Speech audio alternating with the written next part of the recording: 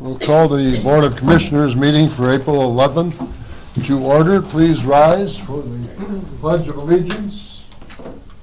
I pledge allegiance to the flag of the United States of America and to the republic for which it stands, one nation, under God, indivisible, with liberty and justice for all.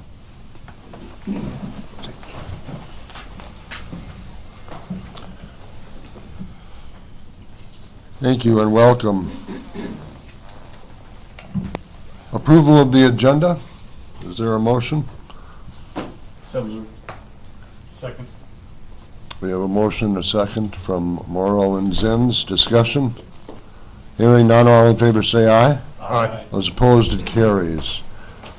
The approval of the consent agenda. If any members would like to remove one of the items to discuss, we can do that. If not, Chair will accept a motion to approve. So moved. Dean has moved. Second. Zins is the second. Discussion? Hearing none, all in favor say aye. Aye. Those opposed, it carries. Public appearances. The board is open to hearing public appearances at this time. Seeing none, we'll move along to property services. Gloria, good morning. Good morning, members of the board.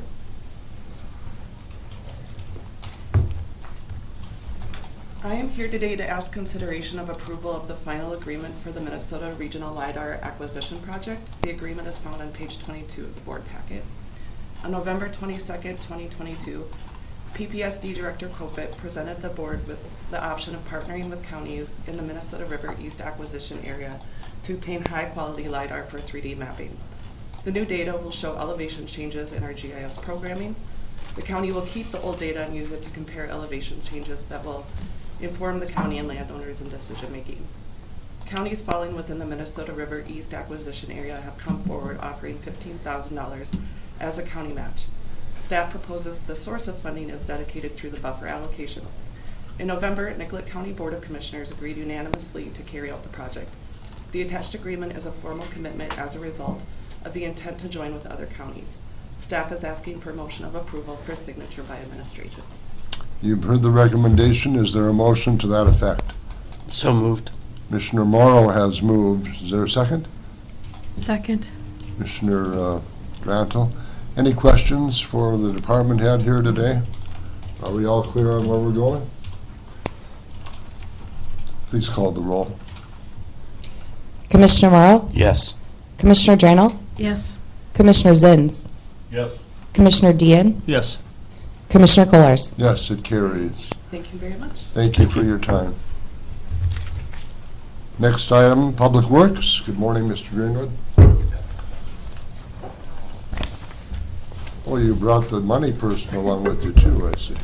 It's always good to have the money person close by when you're at Public Works. Good morning, Mr. Chair, members of the board and staff. A couple items from Public Works this morning. The first one is to consider a 2022 budget change request. And so this item revolves around the line item where we pay out expenses for right-of-way purchases, temporary easement purchases.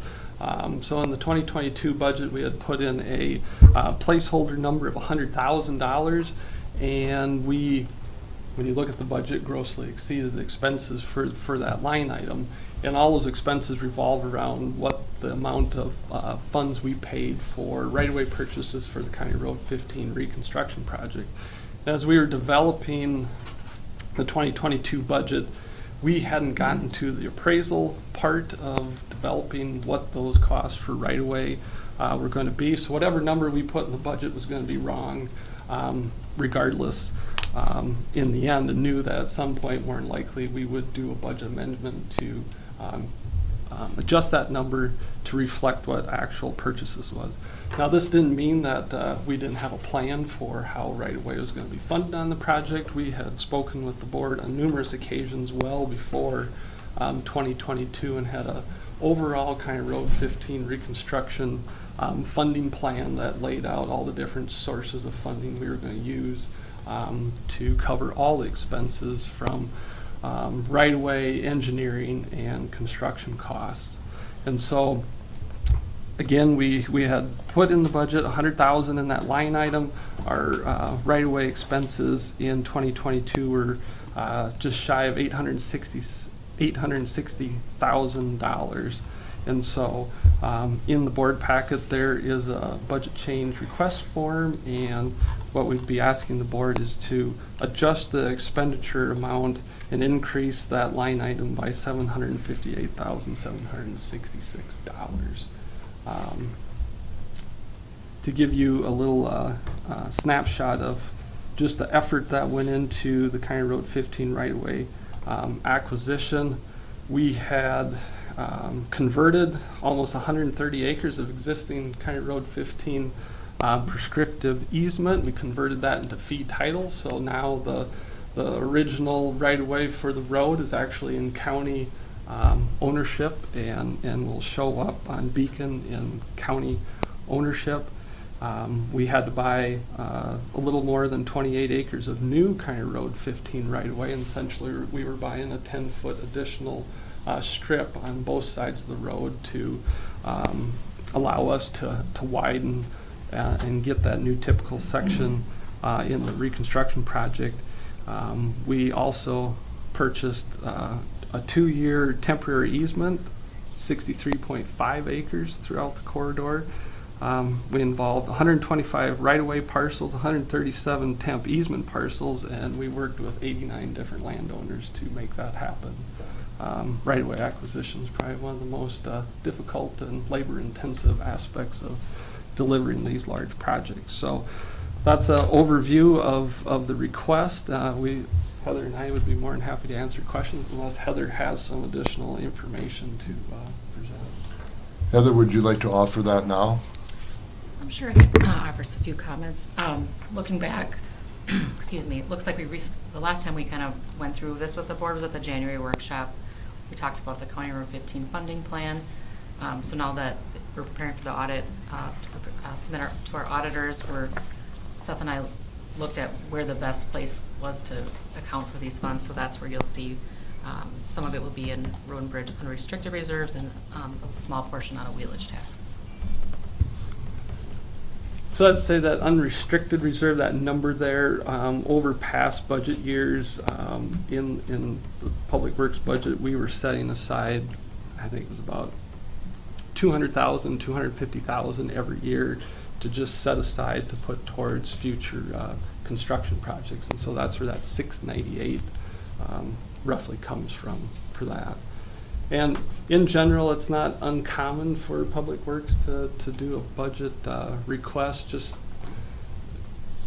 how our funding comes in relation to how expenses go out. It's not always nice and clean cut of how the budget was set up, but there's always a plan in place at how our revenues are coming in and expenses going out. So. All right, Board, you've heard the report from the Public Works and Finance Department. Is there a motion to approve? So moved. Commissioner Dean has moved. Is there a second? I'll second, and that I have a question or two. All right, we have a motion and a second. Commissioner Morrow? Thank you for the report. Just kind of want to walk through so the folks who may be following the meeting can also understand. So it could be argued that we really undershot the right-of-way acquisition. How does that affect the viability of the project as a whole? You know, if we have to spend an additional unbudgeted $658,000. I guess I wouldn't say it wasn't planned for. Okay. Mm-hmm. The placeholder we put in the budget was just low, so to speak. But we had all the funding in various buckets that we were going to use to put towards the right-of-way and of course, construction costs and Sure. whatnot. Yeah. Mr. Chair, if I might, so we're going to spend $698,000 out of reserves Yes. to do this. Does that mean some project we had planned will not happen now? No. Thank you, Mr. Chair. Thank you. I had one question as well. Of the 89 landowners, how many of those were absentee or that you had to, I know there was a significant number that you had to go try and run down. Do you have an idea of how many there were? Boy, I know we had some. There was several landowners living in Arizona that we had to track down. Sometimes it wasn't just the one landowner, it was usually several siblings as part of that parcel, and they can be spread all over, I think, California, Arizona. I think we had some people on the East Coast. So yeah, it gets interesting trying to track down contact information and phone numbers and those type of things. And that contributed to the fact that you didn't have a more solid number earlier on? Yes, yeah. And just the way our appraisal work was starting and the budget going together, the appraisal work hadn't gotten far enough that we had any of those hard values at that time. Thank you. Yeah. Commissioner Zins? I guess I'd kind of like to reiterate a little bit about, it seems like the undershooting of that number from 100 to almost $750,000. I mean, I understand that there might have been some concerns with some of the valuations of the land, but I mean, the land probably, some of those land valuations haven't probably changed that significantly over over a year in terms of how we could have budgeted for. And I'm not sure that this is all that significant other than, it seems significant to me that we're, looking at a budget change of almost $750,000, that we undershot it that much. Now, I don't, it just seems odd to me, to be requesting that now. And then, maybe you could shed some light on, you're talking about funding sources. How does this extra funding, it sounds like you've got places to pull it from, Yeah. but, I don't know how that affects, say, the levy or, we're taking from reserves to cover this and it won't affect anything Correct. significantly. Yeah, it I mean- won't affect the levy to do this. Again, like I said, we have several different bins that we could draw the right-of-way payments out of. We got county road state aid construction funds, which right-of-way is also an eligible expense. The half-cent sales tax is also an eligible fund source. The wheelage tax is an eligible fund source, and then any local levy dollars are also a fund source. And where we're coding this expense is utilizing those dollars that are in reserves, but they were dollars that were set aside to be used for future road projects. And so, in discussing with Heather, just for reporting to the state auditors and representing where this money is being spent out of, we thought using those set aside future road and bridge funds and some wheelage tax was the best way to represent to the state auditors where this expense is coming from. But it's not taking money that's going to affect the levy or anything like that. Yeah. And just Commissioner Drantle, you have a question? I think we need to be mindful, this is probably directed by our 2022 audit. This is a 2022 adjustment, not a going forward adjustment. Mhm. This is a looking back, because the auditors are going to tab us for not having this adjustment done and not particularly get a clean audit then. It's a bookkeeping entry or a bookkeeping resolution to keep that audit clean. Correct. And I, not related to this project, but some time ago, we had a very large bituminous overlay contract. I think it was over $3 million. When we advertised and awarded that project was, I think, January, February of the budget year. And so once we have a low bidder, the board awards that contract. If those are state aid projects, at that time I'm able to request 95% of the bid amount. And so 95% of $3.5 million came into the county. Well, based on accounting practices, all that money got moved back into the previous budget year. But then when it came to actually doing the project in the year that was bid out, all those expenses hit in that budget year, but from the books, all the revenue was shown in the year before, and then the state auditors are wondering, well, geez, you got this massive expense and no revenue coming in. And that's part of how timing and whatnot plays out on how the budget looks and why we gotta do these budget amendments.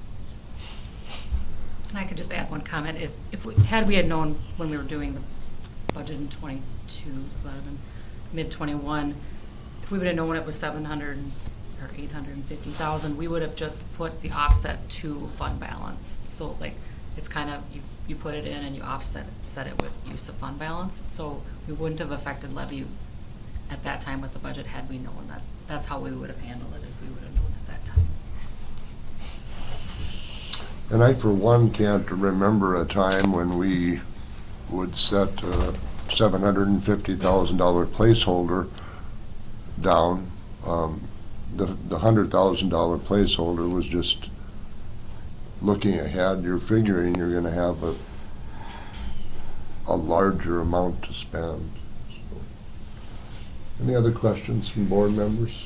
Well, Mr. Chair, I think you're right. I mean, you both have been wonderful stewards of the money. I think I'm looking at it from a different vantage than you both. 100,000, fine. I know it's not going to be 100,000, but I know where the money's going to come from, so it's fine. Whereas I think we're like, wait, how do we get it so up? It really wasn't. You weren't trying to pinpoint the number. Yeah, correct. Yeah. We have a motion and a second in front of us. I think we have our questions asked and answered. Please call the roll. Commissioner Dean? Yes. Commissioner Morrow? Yes. Commissioner Zins? Yes. Commissioner Drannell? Yes. Commissioner Kohlers? Yes, carries. Thank you. Good discussion. You have another item? Yes. Thank you, Heather. My second item is to consider Stonebrook Engineering ADA Transition Plan Update Proposal. So back in 2019, MAPO, along with Nicollet County, Blue Earth County, North Mankato, and Mankato, developed and adopted an American with Disabilities Act transition plan for the Maple planning area boundary. And as part of that, we also included all of Nicollet County. So the county would have one seamless ADA transition plan. Blue Earth County did the same thing and had all of Blue Earth County into their ADA transition plan.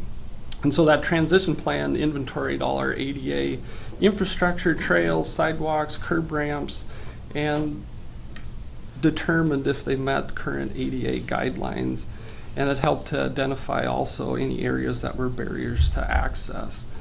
Now, it's required every 5 years that that plan is reviewed and updated, and so that will, our deadline's coming in 2024, and so we're getting a jump on beginning that update process. MAPO has already advertised for proposals. Stonebrook Engineering was the low bid for that proposal, and so they've already been brought on board to start the transition plan update for the Maple boundary area. Maple funds are paying for any of that update that occurs in the Maple boundary areas. Since we want the rest of Nicollet County's plan updated, those expenses for that part of the update would be borne by the county. And so in your packet, Stonebrook submitted a cost proposal to do that update. And so that amount was $10,302.18. I'm thinking when we get into this and it's finished that number may be a bit lower because we haven't had a whole lot of changes over the last 5 years to our ADA infrastructure. And so I'm guessing that the amount of effort that's going to have to be put into this, it may be a little bit lower than what they estimated. So I'm here to ask the board today to approve Stonebrook's cost proposal for ADA transition plan update, authorize myself to approve the work order. I'd be more than happy to answer any questions. All right, you've heard the report from the Public Works Director. Is there a motion to that effect? So moved. Commissioner Dean has moved. As a member of Maple, I'll second that. We've been doing this for the last couple of cycles. So, any other discussion? No other discussion? Please call the roll. Commissioner Dean? Yes. Commissioner Kohlers? Yes. Commissioner Zins? Yes. Commissioner Morrow? Yes. Commissioner Drannell? Yes. Carries. Thank you. Do you have anything else for us this morning? Later. Later. Dishes. Thank you. Unless the board has any questions for me right now. I think we wait. Okay. Thank you. Ms. Landcamer? Administration?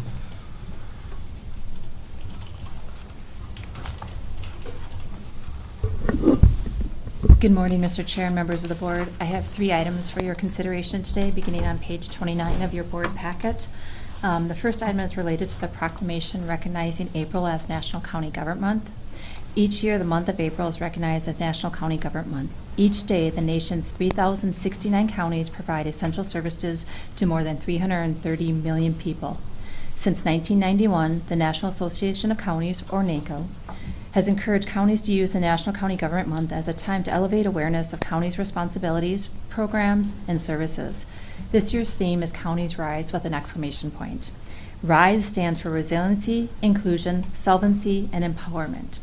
And the exclamation point speaks to the enthusiasm and passion with which counties tell the stories. Counties are encouraged to reflect on this theme as we celebrate National County Government Month.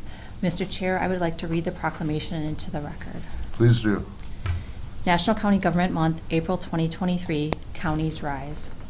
Whereas the nation's 3,069 counties serving more than 330 million Americans provide essential services to create healthy, safe, and vibrant communities.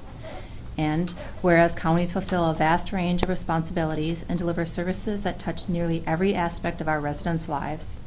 And whereas Nicollet County and all counties take pride in our responsibility to protect and enhance the health, well-being, and safety of our residents in efficient and cost-effective ways.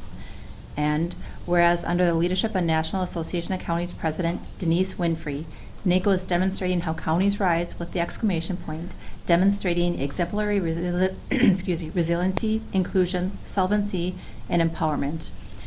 And whereas each year since 1991, the National Association of Counties has encouraged counties across the country to elevate awareness of county responsibilities, programs, and services. And whereas the Nicollet County Board of Commissioners and all Nicollet County employees are committed to fulfilling the county's mission statement by providing efficient services with innovation and accountability. Now therefore be it resolved that the Nicollet County Board of Commissioners do hereby proclaim April 2023 as National County Government Month and encourage all county officials, employees, and residents to recognize and celebrate the services provided by county government, dated this 11th day of April 2023. You've heard the resolution, members. Is there a motion to that effect to approve? So moved. Commissioner Zins has moved. Is there a second? Second. Commissioner Dean, we thank you for making sure that we're celebrating counties here, and we appreciate that. All in favor say aye. Aye. Aye. Those opposed, it carries. Thank you. The next item I have for you is on page 31 for the Health and Human Services Consumer Support Grant Program. During the COVID-19 public health emergency, personal care assistants, or PCA agencies, were temporarily allowed to hire parents, step-parents, spouses, and legal guardians of minors to provide PCA services to individuals enrolled in Minnesota healthcare programs. With this ending, there will be a significant gap in an already challenging staffing crisis for families. Health and Human Services is requesting to move forward with a consumer support grant program, which would allow for families to continue this service. The CSG program would provide monthly cash grants to children and adults living at home with a functional limitation. Individual client budgets are approved at the state level based on an assessment and managed by a fiscal management service. CSG is a state-funded alternative to the medical assistance home care services of personal care assistants, home health aide, and home care nursing. This program is designed to allow the consumer to develop and direct individualized supports with more control, flexibility, and responsibility, promote local program management and decision-making, encourage the use of informal and typical community supports, foster consumer independence and access to culturally appropriate care. HHS is still in the process of developing the final procedures and forms, although there is a draft within your packet for your review.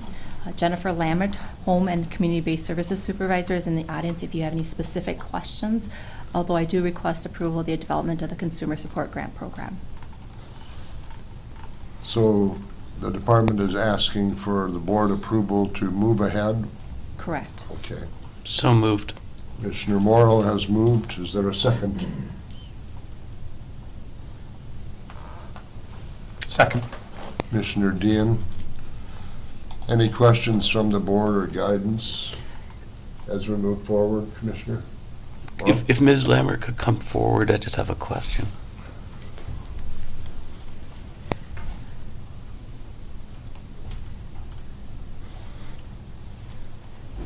Good morning. Good morning.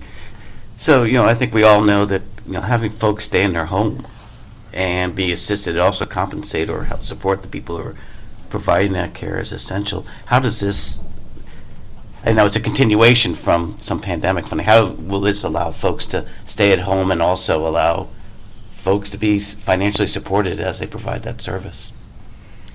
This service has been going on within the state of Minnesota since 1995 and is an option that allows for not only services to be provided for individuals who are eligible, but also allows for them to access some goods that they can purchase to also remain in their home. One of the benefits of this program is that with the federal public health emergency ending, there are individuals who are best supported by family members, and under our current ending of that, because CMS will not allow the state of Minnesota to continue with that under traditional PCA, this CSG grant is an alternative for those individuals and will support them in this staffing crisis. Do we have a sense of how many folks in the county might be helped? We have a sense right now that there are at least 10 families that are accessing PCA and utilizing this particular benefit. The individuals that we're talking about cannot also be on a waiver. Right. They cannot be accessing traditional PCA or home care services. So it's a combination that supports a smaller sect of the population that's currently being served by those other funding sources. Thank you. Thank you, Commissioner. Any other questions? Hearing none, let's call the roll, please. Commissioner Morrow? Yes. Commissioner Dean? Yes. Commissioner Zins? Yes. Commissioner Drannell? Yes. Commissioner Colars? Yes, it carries. Thank you for your work. Good luck on the draft.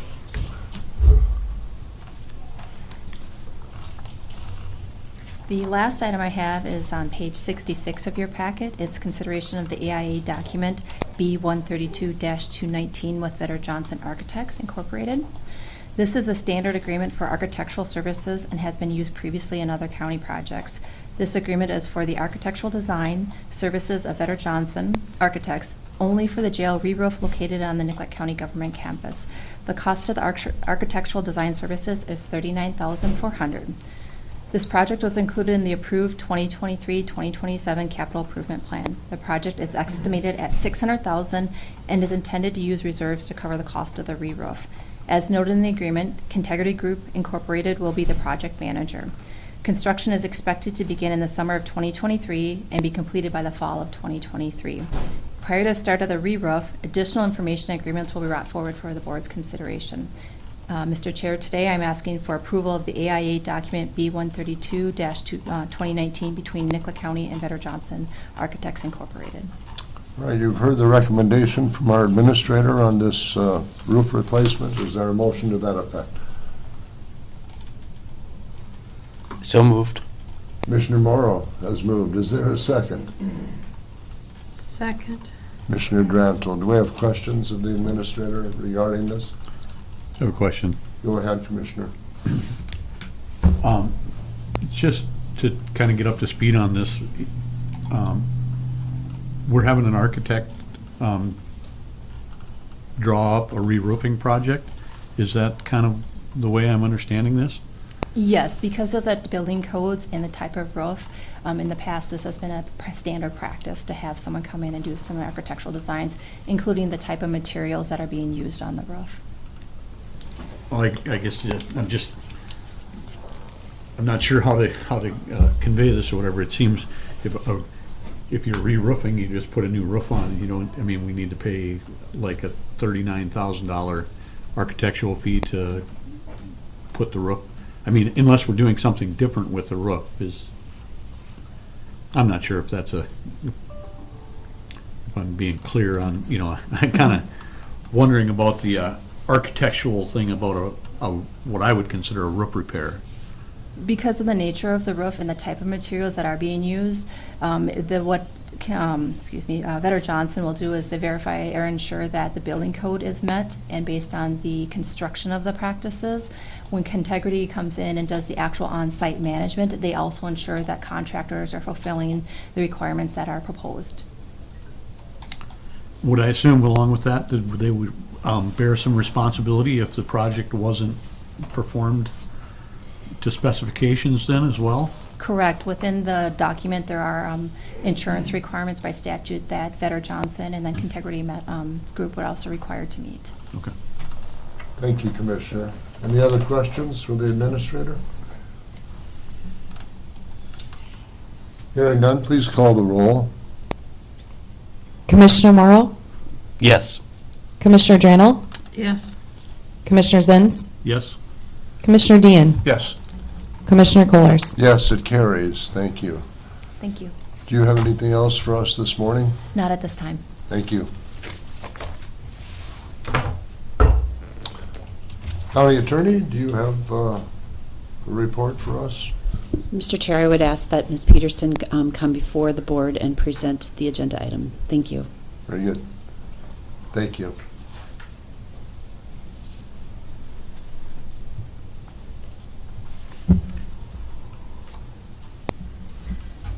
Good morning, Mr. Chair, members of the board. Every year, millions of Americans are affected by crime. Many will need ongoing care, support, and resources. April 23rd through the 29th is National Crime Victims' Rights Week, a week-long initiative across the country that calls upon communities to amplify the voices of survivors and commit to creating an environment where survivors have the confidence that they will be heard, believed, and supported. I respectfully request that the Nicollet County Board of Commissioners proclaim April 23rd through the 29th as Crime Victims' Rights Week in Nicollet County. I have prepared a proposed proclamation for the board's approval, which is included in the board packet for today. Would you like me to read it for you? Please. Thank you. Whereas the term victim is more than just a label, and it has legal standing and protections that go along with it. Whereas Crime Victims' Rights Acts passed here in Minnesota and at the federal level guarantee victims the right to use their voice and to meaningfully participate in the criminal justice process. Whereas victim service providers, advocates, law enforcement officers, attorneys, and other allied professionals can help survivors find their justice by enforcing crime victims' rights. Whereas the right to provide an impact statement ensures that victims' voices are considered in court during the sentencing and, when applicable, restitution processes. Whereas including and elevating the voices of survivors makes certain they are heard and seen and creates a path to forging and sustaining community trust. Whereas engaging survivors creates responses and services that are credible, meaningful, and centered on individual needs. Whereas survivors' lived experience can serve as a catalyst for implementing innovative programs, shifting existing programs in new directions, and changing policies or practices that prevent survivors from accessing services or pursuing justice. Whereas National Crime Victims' Rights Week provides an opportunity to recommit to listening to crime survivors in every space where decisions are made that could impact them. And whereas Nicollet County is hereby dedicated to amplifying the voices of survivors and creating an environment where survivors have the confidence that they will be heard, believed, and supported. Now therefore, I, as chairperson of the Board of Commissioners of Nicollet County, do hereby proclaim the week of April 23rd through 29th, 2023 as Crime Victims' Rights Week, and reaffirm this county's commitment to creating a victim services and criminal justice response that assists all victims of crime during Crime Victims' Rights Week and throughout the year, expressing our sincere gratitude and appreciation for those community members, victim service providers, and criminal justice professionals who are committed to improving our response to all victims of crime so that they may find relevant assistance, support, justice, and peace, and to crime victim survivors who act with courage to participate in the criminal justice system. Thank you for that reading of the proclamation. Board would entertain a motion to approve that to be signed. So moved. Second? We have a motion and a second. Discussion. You've been before us before, and you've told us anecdotal stories about how folks are helped by this. Might you share another today about how crime victims, process through the surviving process? I believe just giving them the opportunity to be heard in the criminal justice system is very meaningful, because oftentimes they feel that they don't have rights or they're not being heard in the process. And just while we know that while everything we do they may not agree with, or everything the office does they may not agree with, but just giving them the opportunity to be heard within our office and at court hearings when they are able to give their statements, I believe is beneficial to them. And then also just assisting victims with restitution, having those out-of-pocket losses, that's something that they did not expect, and just me being able to help them through that process and helping to ensure that doing whatever I can to get them their payments. Thank you for filling in those blanks again. I appreciate that and the work that you do. Would you like to call the roll? Commissioner Drannell? Yes. Commissioner Dean? Yes. Commissioner Zins? Yes. Commissioner Morrow? Yes. Commissioner Kohlers? Yes, it carries. Thank you, Bonnie, and thank you to the County Attorney's Office for providing this service. Thank you, Board. I'll turn to Madam Attorney now for the County Attorney update, and just to give the heads up on the last, Kurt, you're going to come next. We'll work our way back here on Commissioner reports. Thank you, Good Mr. morning. Good morning, Mr. Chair and members of the board. Just to let you know, following up on what Ms. Peterson stated, I was able to hire a law clerk that will be working with us this summer. Part of her responsibilities will include looking at outstanding restitution on criminal cases and working to, if there's not a payment plan, for example, in place, to bringing that back before the court to set a payment plan so we can try to get some of those payments made where that is a feasible outcome of bringing that back into court. But April is a really busy month for Ms. Peterson. In addition to being Crime Victims' Rights Week, April is also Child Abuse Prevention Month and awareness. It is also Sexual Assault Awareness and Prevention Month, and so throughout the county you'll see different booths and displays in the two libraries in North Mankato and St. Peter on those events, and social media posts as well. April 26th is Denim Day. And Denim Day was originated, and I'll talk about this at the next board meeting with your permission as well, but Denim Day originated out of an Italian court decision that overturned a sexual assault conviction based upon the judge's belief that a woman could not be sexually assaulted when she was wearing jeans. And it's hard to say that explanation, to believe that that was actually a belief that led to a reversal of a conviction, but it really highlights the misconceptions that still exist around sexual assault. So we will be asking that employers allow employees to wear jeans on that day to bring awareness to that topic. In addition to those recognitions this month, Ms. Peterson will be participating in the Project Community Connect in Mankato on April 18th in the afternoon She'll have a booth for the office that has crime victim information, fraud prevention information, as well as information on driver's license reinstatement for individuals to consider. Ms. Peterson and I will be participating in the Senior Expo here in St. Peter on April 20th in the afternoon. We did a fraud presentation last Thursday in Nicollet. And that is all on top of the grant for the 2-year competitive cycle that is due tomorrow that Ms. Peterson has been working on. So this month is busy recognizing the impact that the crimes and the work that we do every day have on members of the community. Thank you, Mr. Chair. Thank you, Madam Attorney, and appreciate the work that you're doing.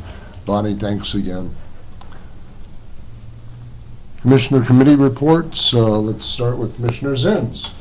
I attended the AMC Leadership Summit along with several other people from the county, and it was a good, there's some good information there.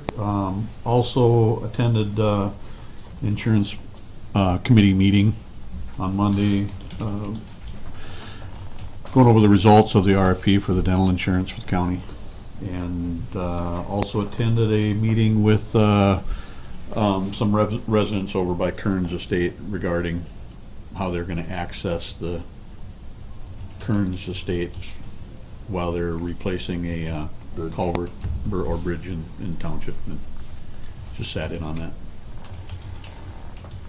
Thank you. Commissioner Dean. The GMG board sent out notice that they're having their day at the Capitol on April 25th from 8 to 2:30, and all are invited. They are also hosting the think tanks for their Transforming Together 2040 on the mornings of April 14th and 28th. I attended the MRCI annual meeting, which is the first annual meeting they've had since 2019 due to the pandemic. And I had staff forward the commissioners some infographics on that, on their activities and where they're standing right now. We also had the introduction of their new CEO, Casey, was there, so that was nice to meet him in person. And then I attended some shack training on their use of base camp, which is part of their process. Thank you, Commissioner. Commissioner Morrow.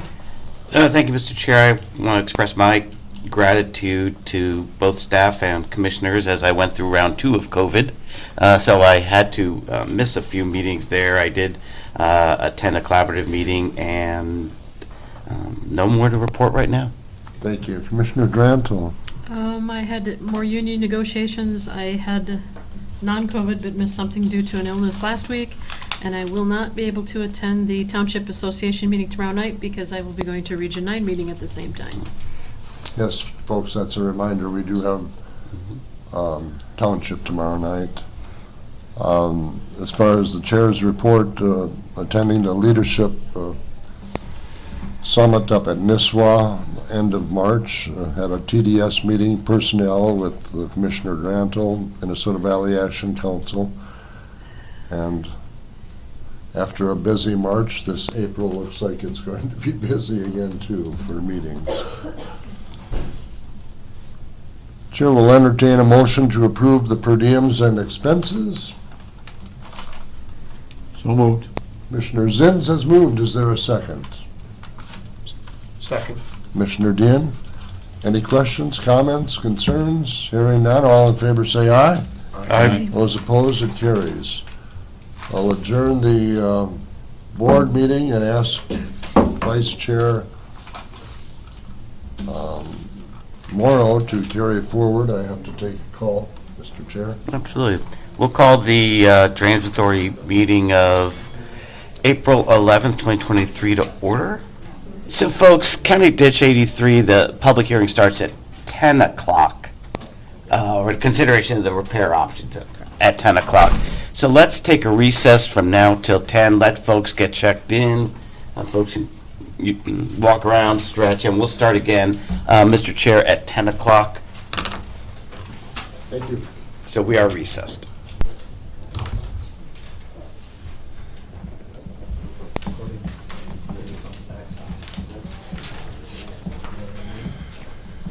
It's 10 10 o'clock, we will reconvene the Drainage Authority meeting to order.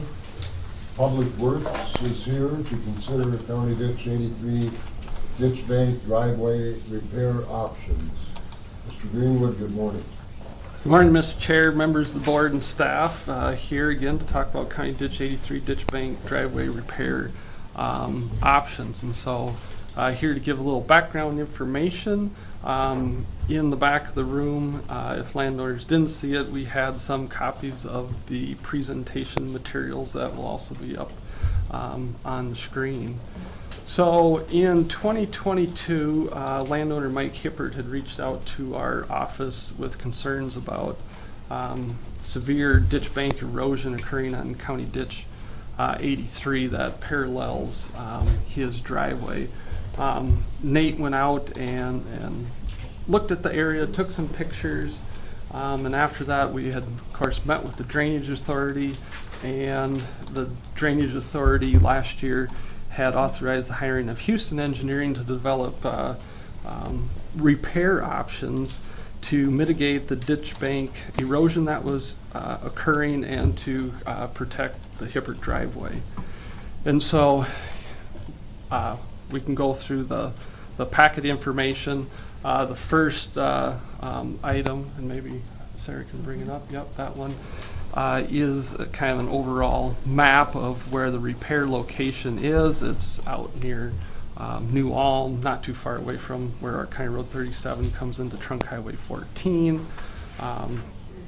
The second map is a little more detailed map. It shows with a dotted green line the area of the proposed repair work, and that's at the tail end of County Ditch 83, the outlet end. And then there's several pictures in the packet just showing how that part of the ditch system looks and the erosion that is occurring, how the ditch bank is continually sloughing in and working its way towards the Hippert driveway. The underlying soils, there's a fair amount of gravel, sandy material, and water likes to, subsurface water likes to work through, kind of liquefies and makes those embankment materials unstable. And of course, with heavier rains and more water coming through the ditch, when you have that softer embankment material, those flows just continually wash away that material. And so again, we contracted with Houston Engineering to review the site and come up with several different options to mitigate the erosion and damage that is occurring. And so the first alternative that Houston Engineering came up with was a relocation of the Hippert driveway, essentially just moving the driveway further away from the ditch channel. And so that would require about 1,500 feet of relocation of the Hippert driveway. It had an estimated cost of $51,000 to do that. And really, in my opinion, this is the only reason that this is a viable option at this point is because we have a landowner that is willing to allow his driveway to be moved, which would essentially take away more of his usable property for that. The second option that Houston came up with was installing a seepage tile, because some of that water that is working its way underneath the Hippert driveway into the ditch bank is one of the causes of why that ditch bank is failing. And so it would be installing a seepage tile upstream from the Hippert driveway and trying to intercept that subsurface water that is working through. Houston Engineering had submitted an estimated cost to install that seepage tile at a cost of about $100,000. The third option that they came up with is to hard armor, kind of regrade that ditch bank slope and then hard armor it with riprap.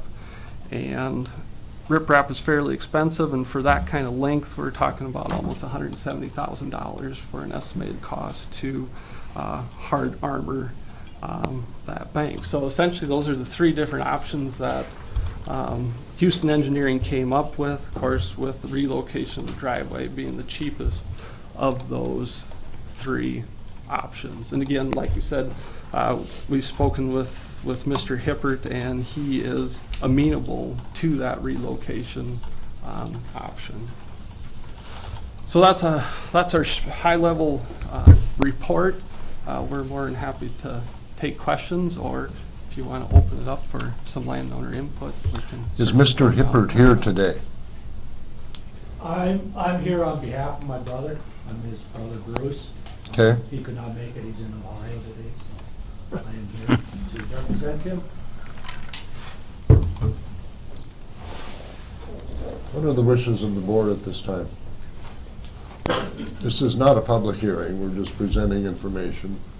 I know a lot of people, Commissioner, live on tributaries, ditches connect to this ditch, correct?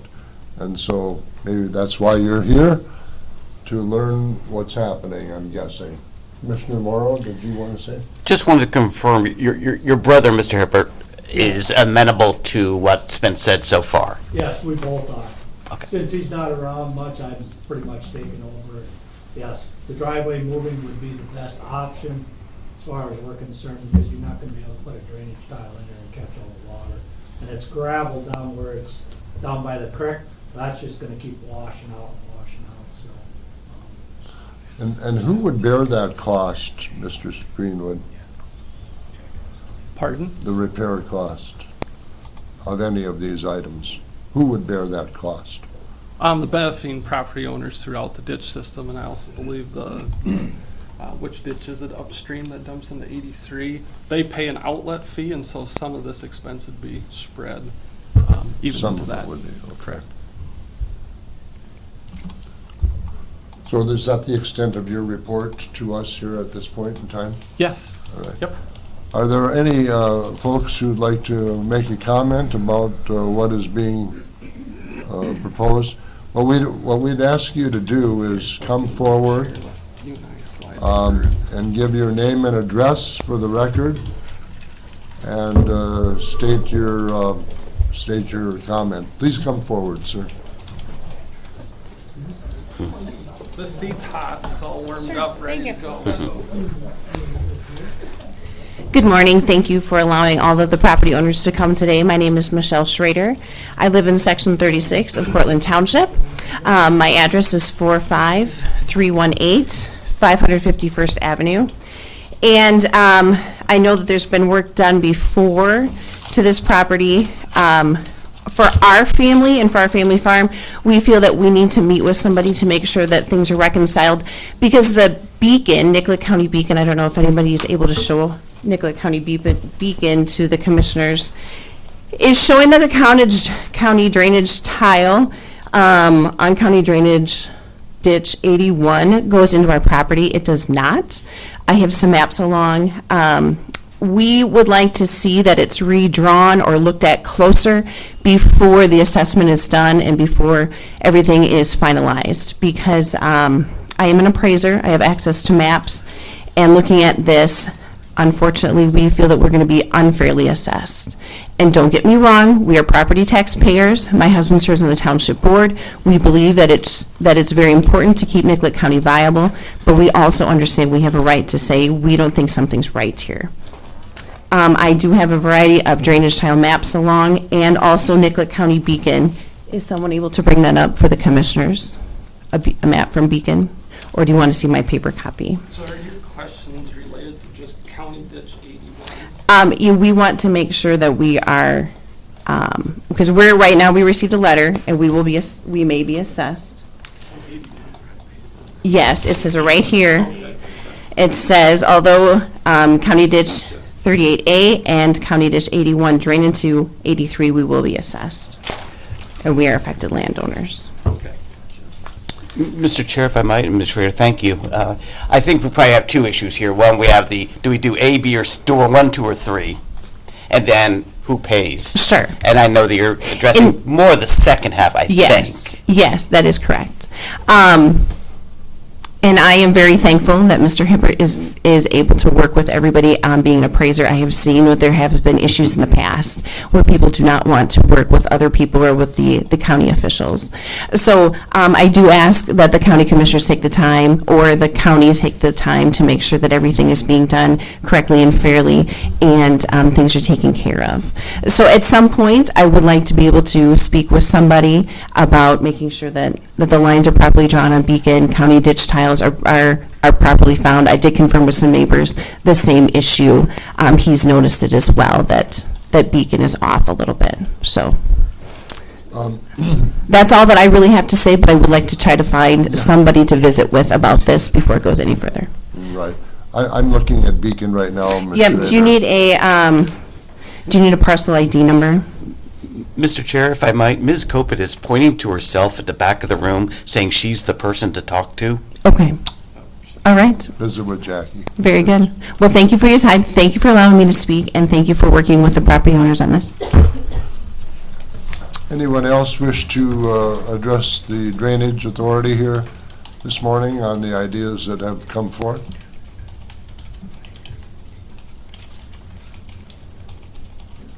Please come forward and state your name and address.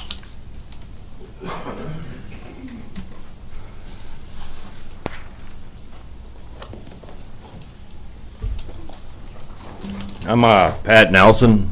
It's 57063 Brookview Lane, kind of on the cone development there. I own 9 acres up in there. But I'm kind of on the receiving end of the water drainage system going through Hyman Creek down to the river. But I wasn't notified of this meeting, and I was wondering why people on the end of, that are affected by this, because a lot of my property's been washed out down below. I mean, you look at some of these pictures here, and that's how Hyman Creek is all the way through there, because the increased water flow. But being on that end, not being part of the tile ditch system, I wasn't notified of any of this, nor were any of my neighbors. But a lot of my hillside property has been washed out by the creek just because it varies with a heavy rain. I mean, it goes up. You go from walking across the creek in knee boots to needing chest waders in areas, But a lot of trees have fallen, and I was wondering if there'd been a environmental impact study done on the creek, to the river, that whole area below us. Because, I mean, our houses and buildings are right up above there, So any erosion caused by excess water in the creek system is affecting us, and that's my big concern, so. Mr. Chair, if Can I you may, answer the question? if I may ask a quick question, and maybe that'll shed some light on this, and it'd be a question for either Nate or, with this project, the scope of this project, there's no additional water or any change to what water is being added to the creek or taken from the creek. This is strictly to move the road back so the road doesn't wash away. So, I mean, I guess that's my question. Yeah, I wasn't sure Yeah. about the reasoning for the ditch, if it was to increase flow because the ditches weren't going down fast enough, or. No, and this they is- can answer that. This is not proposed as an improvement project to increase capacity of the ditch system. This is purely what we'd consider a maintenance repair. So it's not type gonna project. increase drainage on the No, actual ditch system?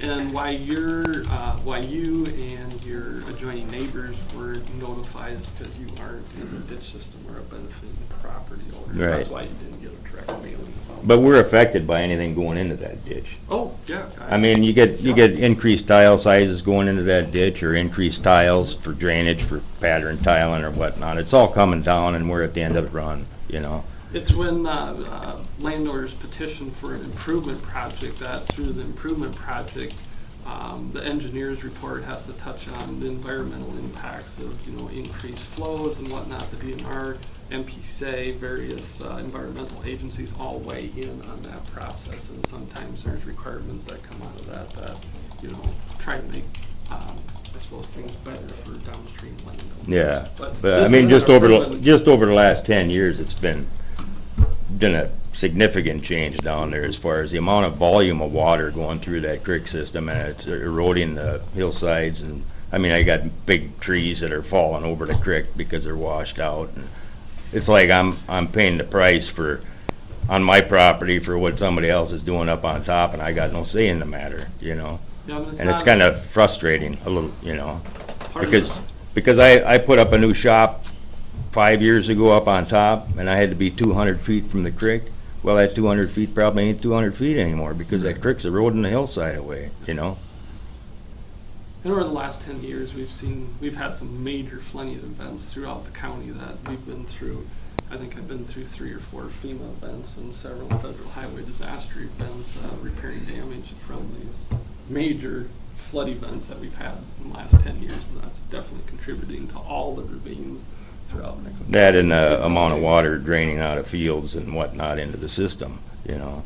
I mean, to say that's not a cause would be foolish, but, and it's just, you know, if something happens that it's gonna affect us on the end route, it'd be nice to be notified about it, because I talked to some of my neighbors about it too, and I just found out about this meeting last week, and none of them knew anything about it, and we'd like to have a little input on, you know, because we're given the impact of anything that happens, you know, and it affects us.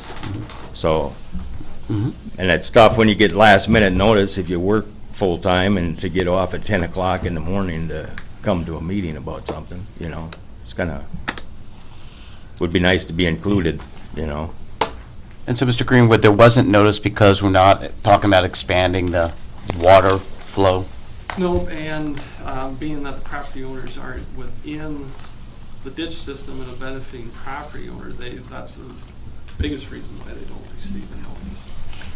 Okay. All right, well, that's my concern, so. Thank you. Thank you. Thank you, Mr. Nelson. Appreciate it. Any other residents who'd like to come before the Drainage Authority to speak this morning?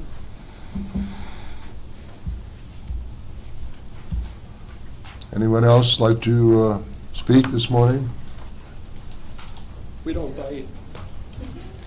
Please state your name and address for the record. Cody Reinhardt, 44211, 71st New Ulm. We farm above the hill too, so we use the ditch and stuff, but I just kind of came in late, so maybe it was touched on a little more, but. Sure, yeah. Just at the end there, you mentioned how some of the cost will be assessed through the contributors to the ditch. Mm-hmm. And could you elaborate just on that a little more? Like, what's some of the cost, or what, as a farmer on the ditch, you know, what does that look like for? Oh boy, we don't have a detailed breakdown. But I mean, in Jackie- general, how does it work? By some, is there like a percentage? What's some, you know, is it all the cost spreads out? Jackie, do you want to come up and talk just high level of? And I know it's a little farther than you guys probably are, but in general, you must have an idea of how this is getting funded, right? Paid to a point? Okay. So you're on the 83 ditch, the main ditch that we're Yeah. talking about? All right. So, Or 81, sorry. oh, you're in 81 paying an outlet fee. Okay, well, I actually just grabbed that redetermination. So if you recall, your ditch was redetermined, 81 was redetermined back in 2018. And so that's when your benefits were determined, and those benefits were important for projects like this. So 81 has a 2% benefit, outlet benefit into 83. So if, you know, there's a, let's see, a $10,000 project, what is that, $200? Gets spread to all the owners on 81 by your benefits, so which would be even less. So 81 has an outlet benefit, but a very small outlet benefit fee. Perfect, that's what I wanted to hear. You're No, not gonna thank you. lie. I just was curious Yeah, how that no, breaks down. So, appreciate the and question. 83 is going to be taking obviously a bulk of that, then, like percentage. Yeah, yeah. Any other folks wishing to appear before the Drainage Authority with any questions at this time? I'll ask please state your name and address, sir. Jeff Klingler, 57930 US Highway 14. I just land just upstream from what you're talking about. And I'm just wondering on the option for moving the driveway. So you move the driveway, what's going to keep the ditch from eroding more? So, I mean, 5-10 years from now, are we going to have another issue? We're going to move it again, or what? You know, what is behind moving the driveway part?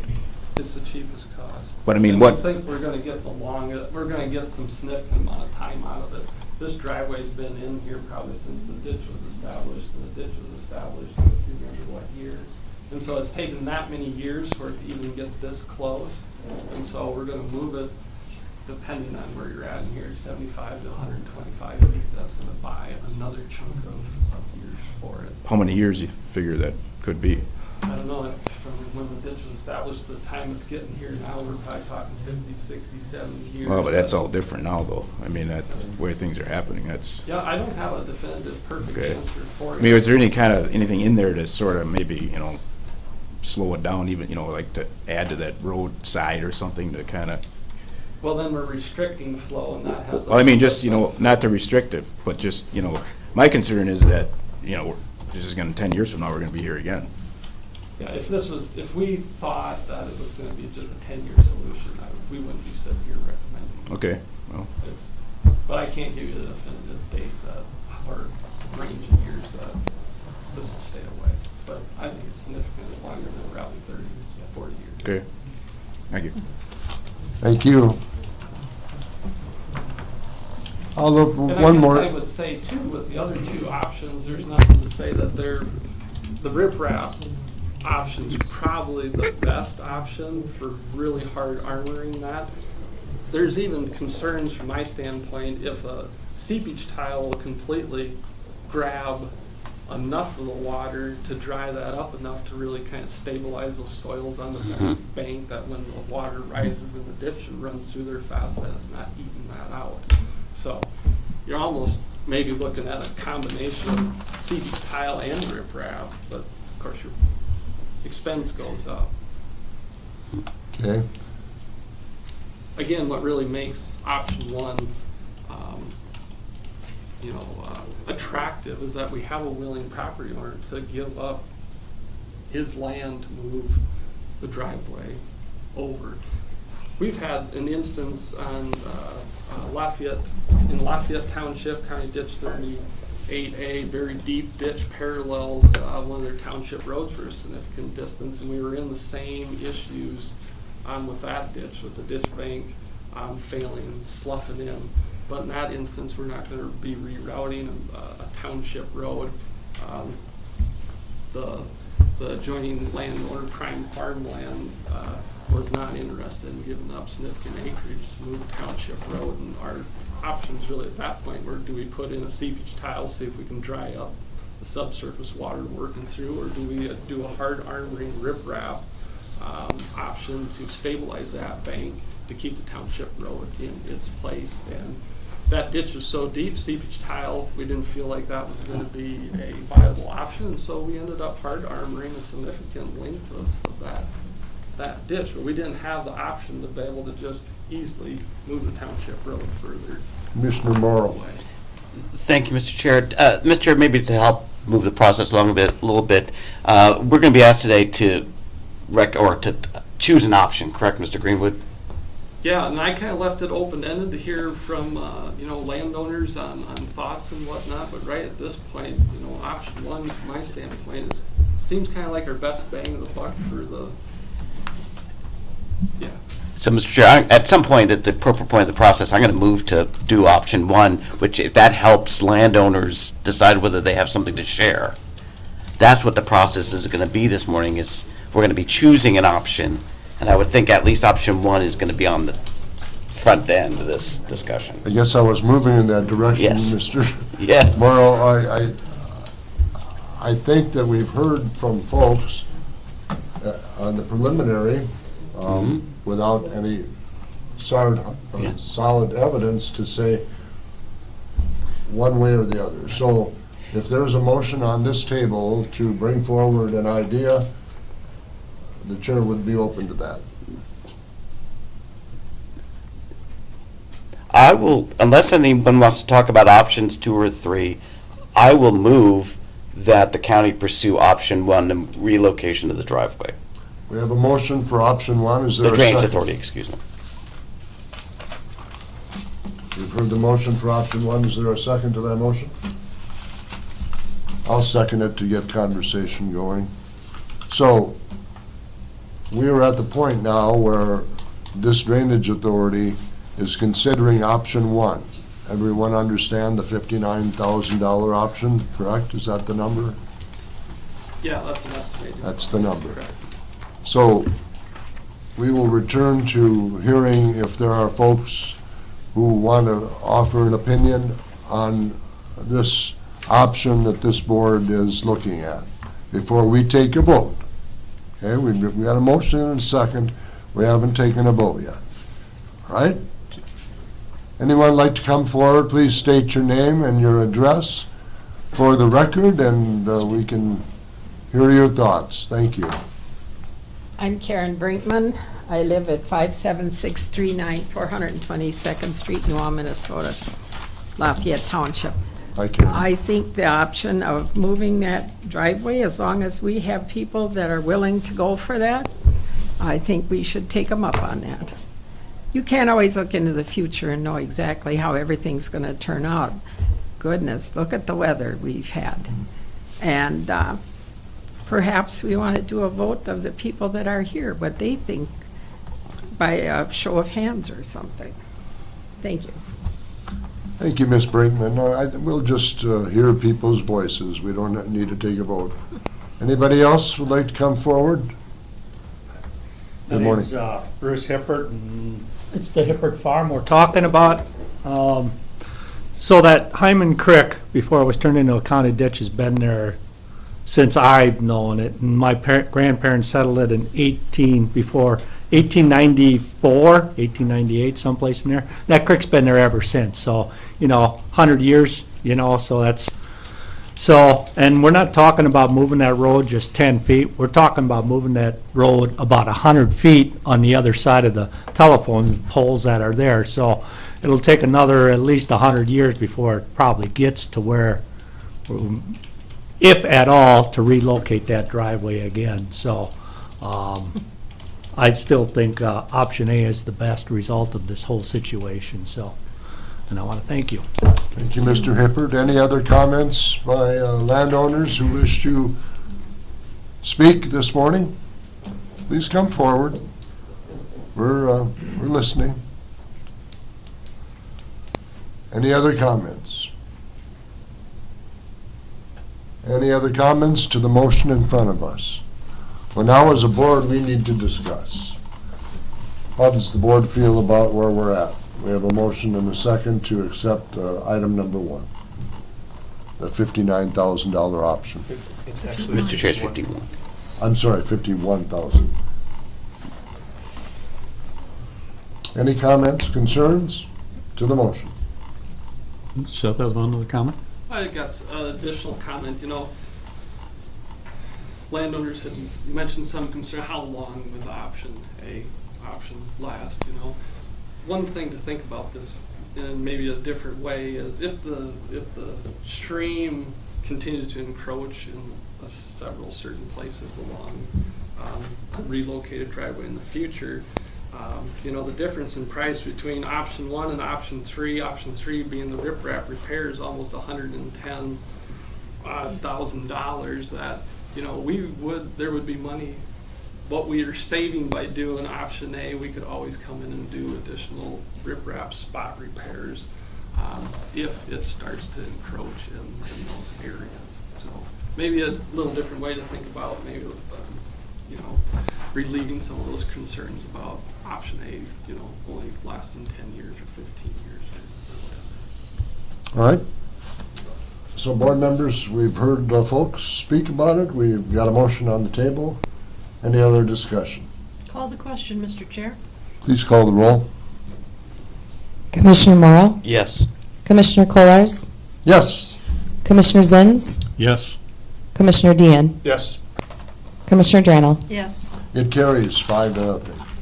I got one additional request for a motion is to authorize myself to sign Houston Engineering's updated proposal to then develop the plans and specifications and bidding documents for doing this work. Mr. Chair, I'll move to authorize the county engineer to execute all agreements and documents necessary to move the project forward. Thank you, Commissioner. Commissioner Zins, Second. are you seconding? Any discussion? Thank you for bringing that up. All in favor, say aye. Aye. Aye, it carries. Thank you. Any other items for us, Mr. Greenwood? Nope, unless the board has additional items for us. We're just glad to see the snow has evaporated. Aren't we all? Yes. And Ms. Schrader, I hope you get a chance to talk to Ms. Copen. We are adjourned.